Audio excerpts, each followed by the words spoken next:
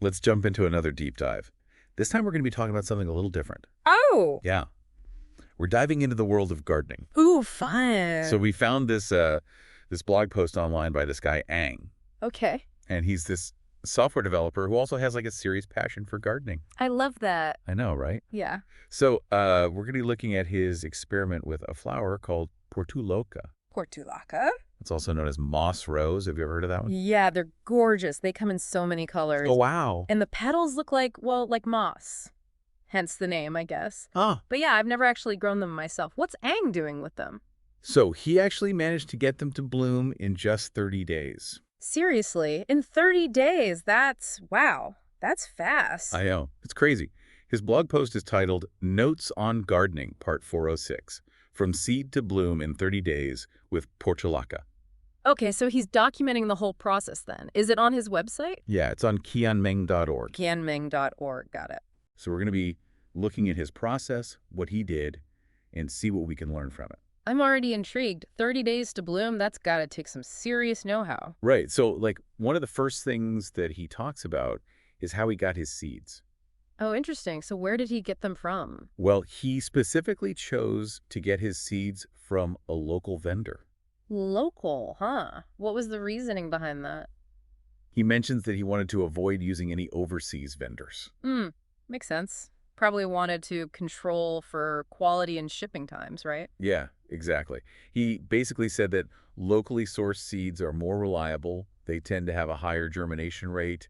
And, you don't have to deal with, like, the uncertainty of international shipping. Right, especially if you're on a tight schedule like he was with this 30-day challenge. Every day counts. Exactly.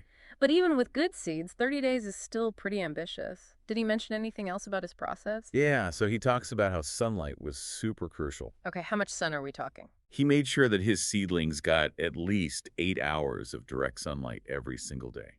Wow, 8 hours. That's a lot of sun. I hope he was wearing sunscreen, haha.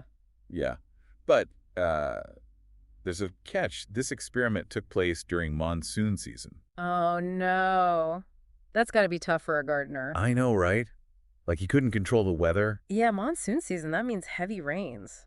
Did that affect his plants at all? Yeah, so he actually mentions that the heavy rains damaged some of his seedlings. Oh, that's heartbreaking. I know, especially during the first 2 weeks. Yeah, the first couple of weeks are so crucial for those little guys. So what did he do?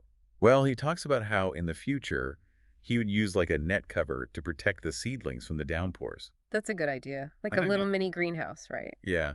And he also mentioned that he's thinking about maybe starting the seeds during the non-monsoon season next time. That's probably a wise move. I mean, you can't really fight Mother Nature, right? Exactly. Any other lessons learned from this 30-day challenge? Yeah, so he actually admitted that he made a mistake with the timing of fertilization. Uh-oh. What happened? So he didn't start fertilizing until the 3rd week of growth. 3rd week. Oh, so he waited a bit. Did he say why? He realized later on that he should have started fertilizing right after he saw those first true leaves emerge. Ah, so those were the signs he was looking for.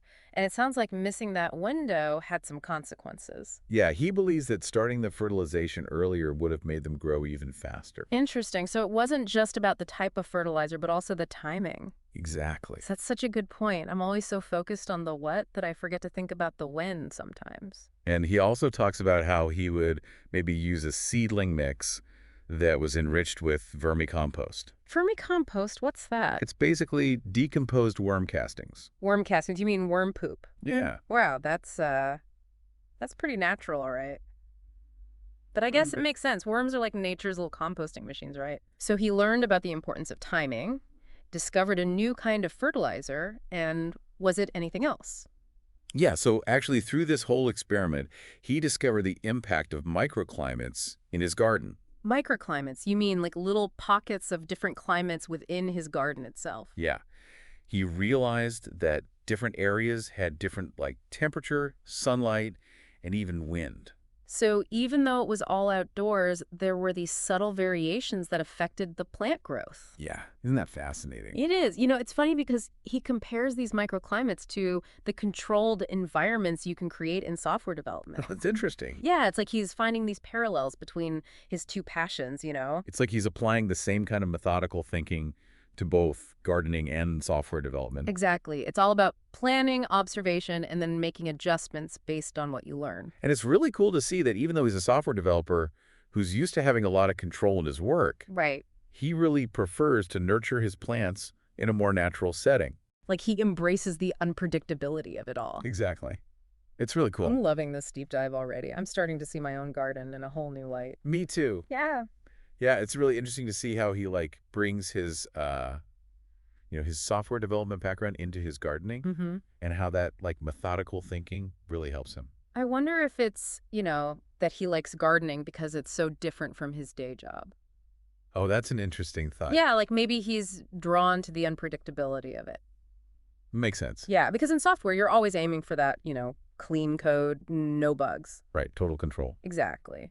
But with gardening, it's like you're working with nature. Yeah, you can't just tell a plant to grow faster. Right. It's a collaboration. Exactly. You have to adapt to what the plants need and what the environment's like. And it's like you were saying, with the monsoon season and the fertilization timing. Yeah, he had to adjust his plans based on what was happening. He didn't just give up when things went wrong. And it's really cool that he shared both his successes and his mistakes in the blog post. Yeah, it's not like those perfect Instagram gardens you see. Right. This is like real gardening. Real life, you know? Yeah, he's not afraid to show the challenges. Which is so important because challenges are a part of the process. Exactly. And it's like how you deal with them is what matters. So it's all about learning, right? Yeah, it's not just about the end result. It's about the journey. And I think that's something we can all apply to our lives. Absolutely. Whether it's gardening or anything else. Like that thing about the microclimates. Oh, yeah. That just blew my mind. I'd never thought about it like that before. It makes you really pay attention to the environment, doesn't it? Yeah, like even in my own backyard, I've never noticed the subtle differences. It reminds me of this one time I had this stubborn patch in my garden. Oh, yeah. Nothing would grow there. Mm. And I couldn't figure out why. What was it? It turned out it was a microclimate. Yeah. It was getting way less sun than the rest of the yard. So what did you do? I had to rethink my whole planting strategy. Yeah. Instead of trying to force sun-loving plants to grow there, I decided to embrace the shade. Clever. Planted some ferns, some hostas, Yeah, you see. and they thrived. See? It was just a matter of understanding the environment. And working with it. Exactly. It makes you wonder what other possibilities are hidden in plain sight. Right, just waiting to be discovered. Maybe we all have these little microclimates in our own backyards. I bet we do. And who knows, maybe one of them is perfect for growing Portulaca in 30 days. That would be amazing. It's kind of inspiring, how Aang is just so enthusiastic about learning. I know, right? Right. It's contagious. He really loves it. Yeah. And Yeah. and it's cool that his blog isn't just about gardening. Have you seen any of his other stuff? Oh, yeah. He's got all sorts of stuff on there. He's got photography, fish keeping, even dieting. Dieting. Yeah. Dieting. The same guy who's meticulously growing these flowers is also documenting what he eats. Yeah, it's kind of wild. Wow. It's the same approach, Yeah. that meticulousness, the documentation. He wants to understand how things work. I guess it all comes down to that curiosity, huh? Yeah, he's not afraid to experiment and then share what he learns. And not just the successes, but the failures, too. Yeah, exactly. Like you were saying earlier, it's that realness that's so refreshing. It's like he's saying, hey, it's okay to make mistakes. Yeah. That's how you learn. It's funny, in a world where everything's so picture perfect on social media, Right. Aang's blog is like a breath of fresh air. Yeah. It's like a reminder that real learning is messy. And it takes time. Exactly. So if our listeners want to check out Aang's blog, where can they find it? It's kianmeng.org. Kianmeng.org. We'll make sure to put that link in the show notes. Definitely. I have a feeling this is just the beginning of our deep dive into Aang's world. Yeah. Who knows what other fascinating projects he's got hidden away on that blog. So many possibilities.